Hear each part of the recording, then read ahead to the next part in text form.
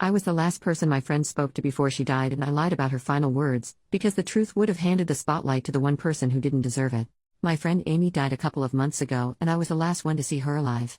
I went over to her apartment, we watched a movie, ate dinner, I left to finish an essay, and then she OD'd and passed away alone.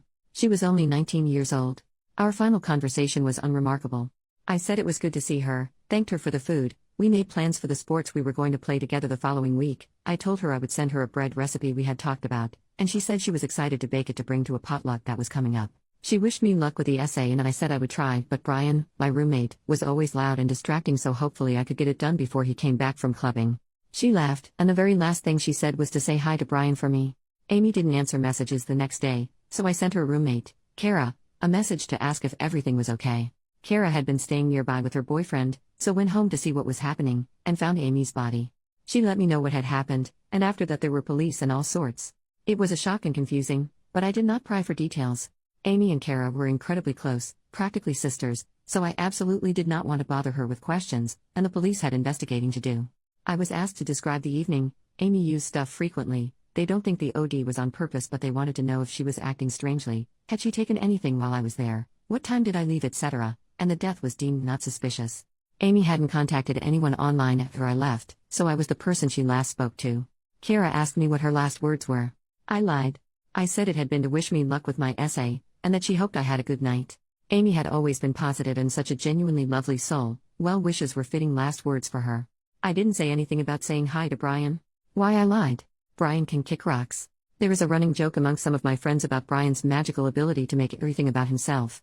We wanted to do a little Great British Bake Off for fun. Brian buys a sparkly suit and declares himself Paul Hollywood and yells through the whole thing. You're doing a painting? Brian can't draw, but until you physically leave he will lecture you about why you're doing it wrong. Never do improv with Brian. It's like improv with Michael Scott. A group of people want to do life drawing? Brian finds a way to be the naked model. Any birthday features speeches and songs performed by Brian, whether you really know him or not. Someone was going to come out as gay and was planning a little picnic for it. Freaking Brian decided to come dressed as a drag queen to take the pressure off. Whatever sport or instrument or language you try to learn, Brian will insist he is better, or would be better if he tried to learn it, which he won't. He physically can't stand to not be the center of attention. I do not like Brian. I cannot wait to not live with him anymore. He thinks of himself as charismatic, and at first he truly seems that way, but over time you realize it's all just volume and narcissism. That said, many people do still like him, life of the party and all, while his older friends grow to despise him and gradually exit the group. I was one of the first people to find out that Amy had died, and that evening I called my best friend to get it off my chest, and because I needed to vent feelings. Brian heard. I should have been more careful, but I wasn't in my right mind. He asked for more details. Why did he need more details?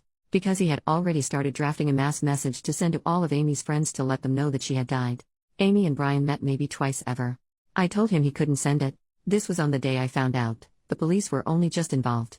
We didn't even know if her parents knew yet. He went off on a whole explanation of how he could find them on Facebook and could check land records to find their house and go there in a suit with a bunch of flowers to sit them down and properly inform them.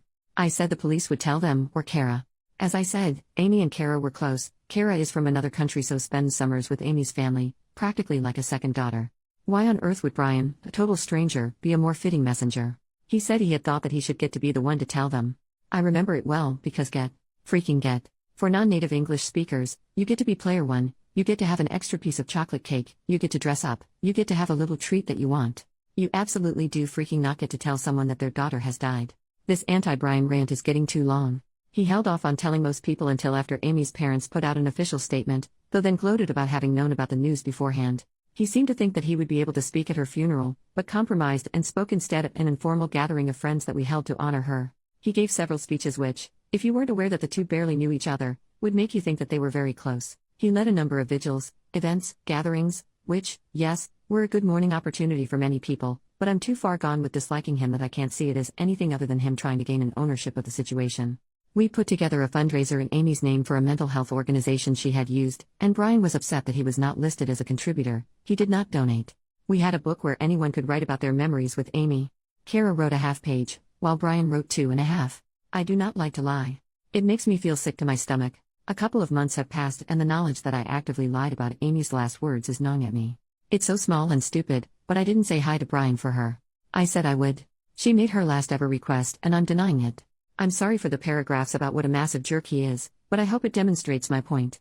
This is what he is like. This is how he behaved, thinking a mutual friend he'd only met a couple of times had died. Imagine what he would have been like if he knew that her last words were about him. I confess, channeling my negative feelings into hating how he has turned this into a main character moment has channeled them away from me and the obvious fact that I left her alone to die. I think my anger at myself for the lying might be part of the overall guilt I feel about it, but that's what therapy is for. Thank you for reading. I have given this a lot of thought and I'm not going to tell anyone what she said, but I needed to get it out of my brain and into words. Update: I posted once on this account 10 months ago. My friend died and I did not pass on her final words because they were about my asshole roommate who, despite not really knowing her, did everything in his power to make her death about him. Sharing the words would cause problems, but not sharing them was eating me up inside, so I told Reddit. I thought it would feel like screaming into a void and was surprised to find support and understanding. It helped me work through my feelings, validated my choices, and made me feel seen. Thank you to every internet stranger who read it and gave their love. I love you all. I was holding a lot of guilt as the last person to see her alive, and sharing my feelings encouraged me to seek therapy. Love especially to everyone who told me to do that. To address some comments, people had horrific things to say about Amy because she took recreational drugs. That's because of me, and it's brand new guilt to deal with. For the people saying fake story because names. In the original post, I wrote A, B, and C, but then it wasn't very readable, so I changed it to Amy, Brian, and Kara. For the people saying they were secretly best friends or lovers. No, they were not. He met Amy twice in group settings. Most of his speeches concerned a theoretical future friendship that was robbed from him. Also, she was gay. For the people saying no 19-year-old has that many hobbies, we went to societies together. It was only 2 or 3 evenings a week and we didn't have a high study load or jobs. I don't know why some people obsessed over that being impossible. For the people saying you're the one making her death about Brian. That's fair. My post turned into an anti-Brian rant. The grieving heart wants what it wants, and obsessing over my roommate being a narcissist got me through the first big wave of depression. And finally, for the people saying, you're making this all about you, it's my post. It's the Off My Chest subreddit and I'm getting something off my chest. Anonymously on the internet because it would be inappropriate and self-serving to do so in real life. Now onto the updates if anyone wants to know. I'm doing alright. Grief is grief, it gets easier every day except for the days when it doesn't. It's been a year since Amy passed, and I can now think about her without crying. Kara is holding up. She took time away from studying but recently came back. One of her family members moved to be near her while she finishes her degree, so she's got support and seems to be doing well. Amy's parents came down for the anniversary memorial. It was good to see them, but hard to say if they were doing better or putting on brave faces for her friends. They're keeping busy. Brian went and found new friends, something he does regularly. As fast as he took over Amy's memorials, he stopped, like a child bored of their new toy. After a month or so he decided he was over it and became passive-aggressive at those still mourning. I moved out and used advice from commenters to grey rock him out of my life. He bailed on the anniversary of Amy's death to go to a theme park and got upset that we did not delay the memorial for him to attend. There are still people in my circle who tolerate him, but he has a new group of impressionable first years to impress his importance upon. People wanting more stories about him. I've been journaling a lot and there's some good infuriating ones in there, so maybe I'll share them sometime, but not now.